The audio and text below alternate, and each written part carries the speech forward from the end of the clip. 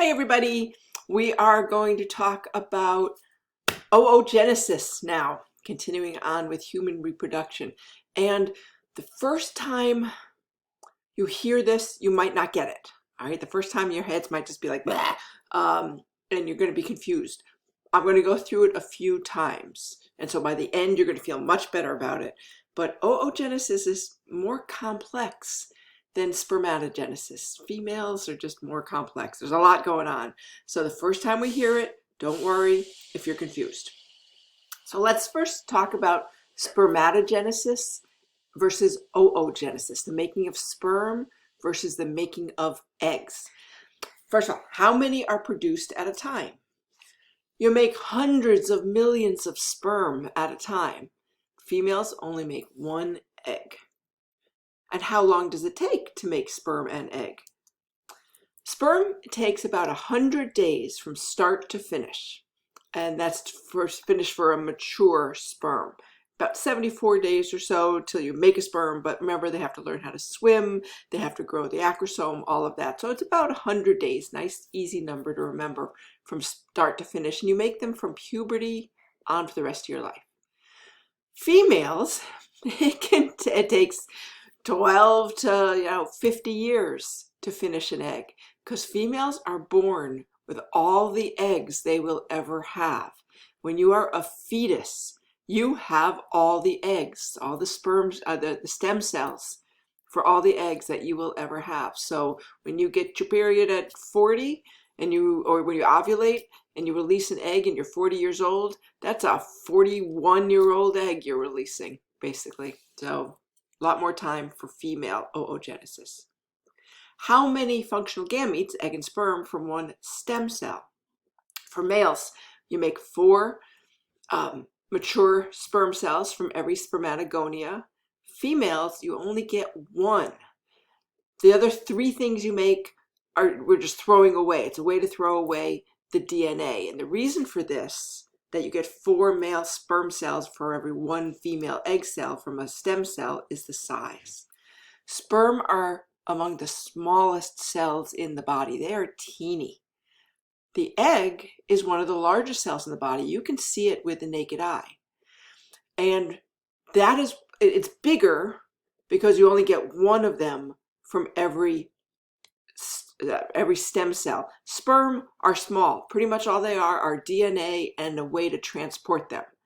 But egg has more than just the DNA. The egg contributes more to the embryo than the sperm does. The sperm drops off its DNA. The egg has its DNA, but it has the cytoplasm, has all that other stuff in there as well. So when we go through 2 stages of meiosis to get down to 1 egg, 1 oocyte with 23 chromosomes, we've thrown away 3 other versions that stayed small. And we will talk about that in this video. So let me do some important terms. All right, oocytes. An oogonia, that is a stem cell. Just like a spermatogonia is a stem cell, an oogonia is an undifferentiated stem cell that will become an egg. An oocyte, that's the germ cell. The primary oocyte, that's going to happen before meiosis 1 finishes. So if you remember, there's mitosis, in which a cell doubles and divides. You're going to end up with a cell with 46 chromosomes, 23 from mom, 23 from dad. Meiosis is the process we go through in egg and sperm. And you go through 2 sets of meiosis to get down to 1 egg that has 1 set of 23 chromosomes. So a primary oocyte has gone through its first meiotic division, still has 46 chromosomes. Secondary oocyte, that is what you release during ovulation. That has 23 chromosomes. It still has to go through a meiosis too, but this is what will get fertilized. So if a sperm penetrates the secondary oocyte, then it will become an ovum. Follicles. Follicles are how the eggs grow inside the ovary. And what a follicle is, it's a mass of cells that has oocytes and what we call granulosa cells. And I'm going to pop up here for a second.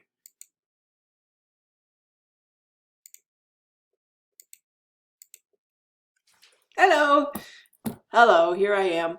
I knew I was gonna be on camera today, so I thought, God, should I do my hair? And it's like, nah, I just went with pigtails because it's quarantine world and I haven't left the house since March 13th. So I'm going to tell you the difference between an oocyte and a follicle. This is an oocyte. All right, so let's pretend this is our secondary oocyte. This is what's going to get released during ovulation. That's what gets fertilized. But as it grows in the ovary, it's surrounded by hormone secreting cells. So this whole thing, this is a follicle. So a follicle is bigger. Follicle is comprised of the oocyte and hormone secreting cells that surround it. During ovulation, just the oocyte is released into the fallopian tube. These hormone secreting cells stay behind in the ovary and do what they do is secrete hormone. So follicle has two main parts, the oocyte and the hormone secreting cells, the granulosa cells that surround it. But during ovulation, just the oocyte is released to get, that's called ovulation, is released to get fertilized, and these hormone secreting cells stay behind in the ovary, and what they're going to secrete is hormone. They're going to secrete progesterone, which will help you stay pregnant if in fact you do get pregnant. All right, where is my, there we are. All right.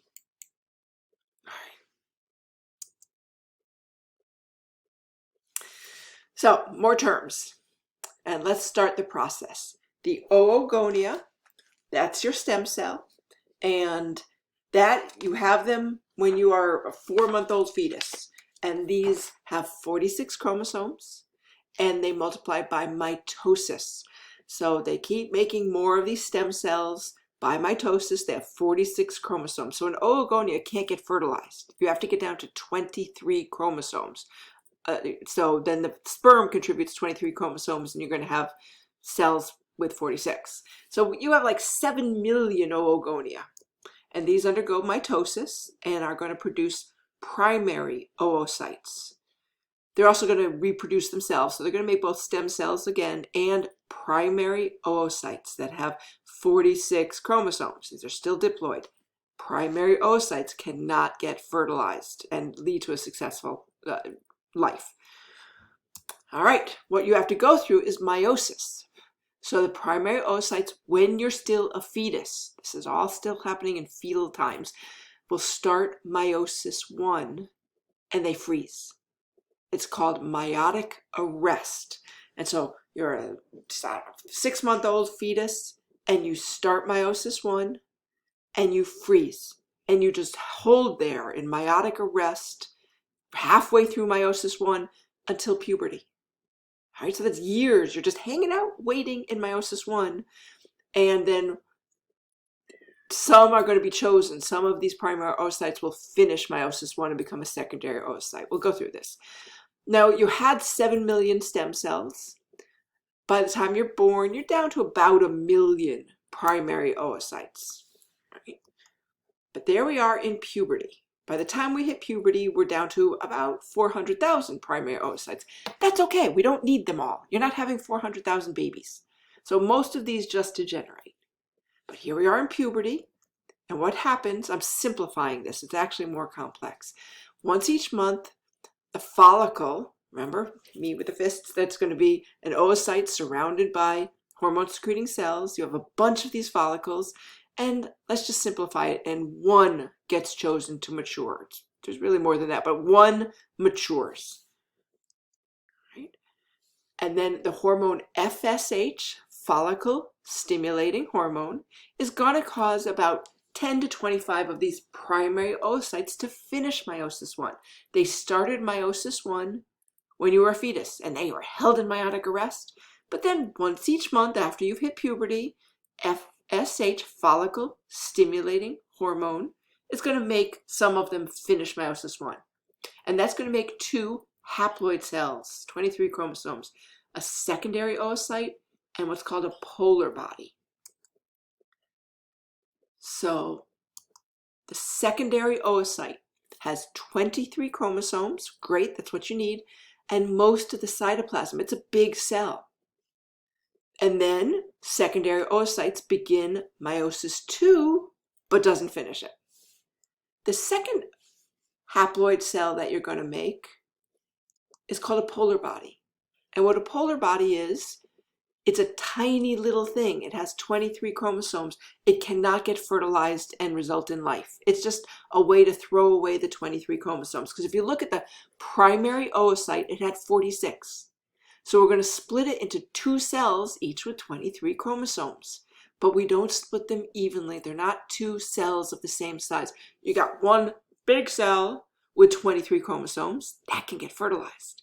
And you have one teeny weeny thing with 23 chromosomes that is a way to throw away 23 chromosomes. Ovulation, we call it on day 14 of your cycle. Most women don't ovulate exactly on day 14, but day 1 is the first day of your period. Day 14, on average, is when you ovulate. You release the secondary oocyte that you just produced with follicle stimulating hormone. And remember, the secondary oocyte has started meiosis II and held it there, and it's released, and that's called ovulation. If this secondary oocyte is fertilized, then it finishes meiosis II. That happens in the fallopian tube, and that's when we officially call it an ovum.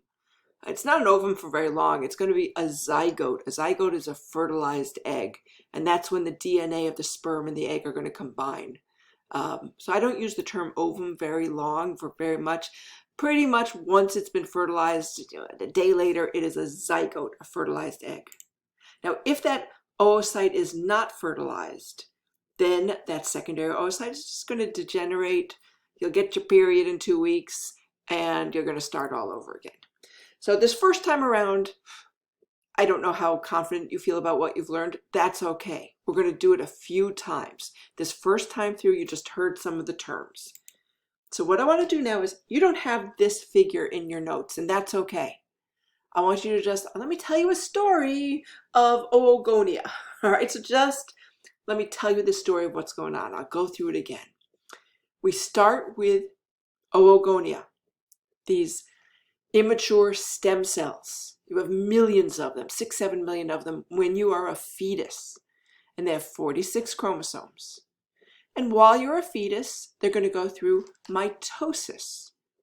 And some of them will recreate themselves, keep up the supply of stem cells, but some become primary oocytes. These still have 46 chromosomes. All right, so these are not what gets fertilized. To get fertilized, you have to get down to 23 chromosomes. In order to do that, you go through meiosis. So these primary oocytes, when you're still a fetus, start meiosis I, and they stop. They're held in meiotic arrest through your fetal period, through childhood, until you hit puberty, and while you're fertile, until you then go through menopause. Once each month, on average, a few of these primary oocytes are going to be chosen to develop. Follicle stimulating hormone will help that happen, and let's just pretend it's one primary oocyte finishes, and it finishes meiosis to become a secondary oocyte and a polar body. So here's our primary oocyte with 46 chromosomes, and this is going to happen after puberty. They divide into 2 cells, 23 chromosomes here, 23 chromosomes here. But we don't split this cell equally size-wise. The secondary oocyte gets all the stuff, gets all the cytoplasm, gets other things, because you need this to support the growing embryo. This guy, the polar body, is just a way to throw away 23 chromosomes. All right, so there we are. Before ovulation, the secondary oocyte starts meiosis II, and it's released at ovulation. If the secondary oocyte gets fertilized by a sperm, now we call it an ovum, and 2 days later we call it a zygote, but it makes 2 cells again, because it just the way meiosis is, and you did this in biology. But this is going to be the one set of 23 chromosomes, and we throw away the other sister chromosomes there in the polar body. But the secondary oocyte, is what's released during ovulation. It's what can get fertilized by an egg, by a sperm, and that can be developed into a zygote. All right, we're going to do it again. You're going to be so sick of it, but you're going to understand it. I'll be less detailed. Oogonia. That's your stem cell. It's undifferentiated. You have 6 to 7 million of them before you're born. And these are going to develop into primary oocytes by mitosis. These still have 46 chromosomes. They have to go through meiosis. This all happens before you're born. So your primary oocytes, they start meiosis 1, but they don't finish it. They're held in meiotic arrest until puberty. And then here we are at puberty. Some of them are chosen, and that's going to finish meiosis 1. Let's just pretend it's 1 though, because that's all you need to know. So one magical primary oocyte has now finished meiosis 1, and that creates 2 cells. A secondary oocyte, which is 23 chromosomes in most of the cytoplasm, and a polar body, which has 23 chromosomes, but almost nothing else. It's just a way to throw away 23 chromosomes. Then our secondary oocytes, a 1 big, 1 little, this one starts meiosis 2. I should say meiosis, well, it will go through meiosis 2. So there we are. And it's held in arrest, and then that secondary oocyte is released from the ovary into the fallopian tube. If it is fertilized, then it finishes meiosis 2, and you throw away another polar body that has that extra chromosome. And if it gets fertilized by a sperm, now we call it an ovum. And a day later, we call it a zygote once it's a fertilized egg. Each primary oocyte makes only 1 ovum, all right? Because we can't divide them equally. We had to throw away all these extra chromosomes. But each primary spermatocyte makes actually 4 sperm, because they're tiny little cells. All they really need is the DNA and very little other matter. So, but each primary oocyte only makes 1 egg, 1 ovum, although each primary spermatocyte makes 4 mature sperm. So we start with and this was the whole meiosis thing of why secondary oocytes have 23, because it's the sister chromatins. We don't have to go into that.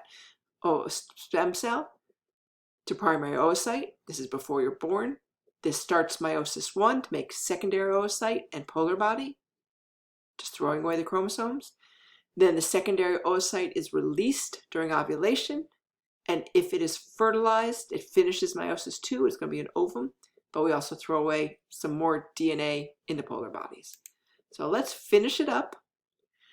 So as you're sitting there in bed or at your chair or on your lanai or where you are, answer these out loud. Make sure you got this review. So what is an oogonia? Test yourself. All right, the oogonia, that's the stem cell. That's the undifferentiated stem cell. And how many are there? I won't ask exactly, 6 to 7 million or so. And when are these produced? These are produced before you are born. They're produced when you are a fetus. And I just have to pause because I find this so cool. Stop for a minute and think about this. All right, so women, pretend you're pregnant. Calm down. So pretend you're pregnant. Inside you is a fetus. Inside that fetus is all the eggs that she will ever have to make your grandchild. So you're a woman, you're pregnant, you have a fetus inside you. Inside that fetus are all the eggs she will ever have, the eggs that will be your grandchildren. It's like those Russian nesting dolls. I just find that so cool. All right, how many chromosomes are in each oogonia? That's 46. Now, what is a primary oocyte? Primary oocyte, when do you start producing them? Correct, you start producing them when you're still a fetus, and they are going to go through meiotic arrest. There's my cat chiming in. All right, so a primary oocyte has 46 chromosomes, so we have to go through meiosis. It starts meiosis 1 and then holds there in meiotic arrest until puberty. And then what happens at puberty? Once each month, fill in the blank, primary oocyte is going to finish meiosis 1 and it's going to become 2 cells. Fill in the blank. A secondary oocyte and a polar body. The secondary oocyte has 23 chromosomes. And what is released during ovulation? That's going to be the oocyte, and what is left behind in the ovary, those are the hormone secreting cells. And I'm going to pop up here again. Hello, I got a cat in my lap. This is Chloe. This is Chloe. Anyway, so there. Oocyte, hormone secreting cells that surround it. So during ovulation, the secondary oocyte is released, and that can get fertilized. And then these hormone secreting cells stay behind in the ovary and secrete hormone. The hormone they're going to secrete is progesterone. But once these separate and these hormone secreting cells stay behind in the ovary, it changes its name. It's now called the corpus luteum, and that'll be important in the next video. So corpus luteum is what stays behind in the ovary. It used to be the hormone secreting cells, and it will continue to secrete hormone to keep you pregnant in case that oocyte gets fertilized.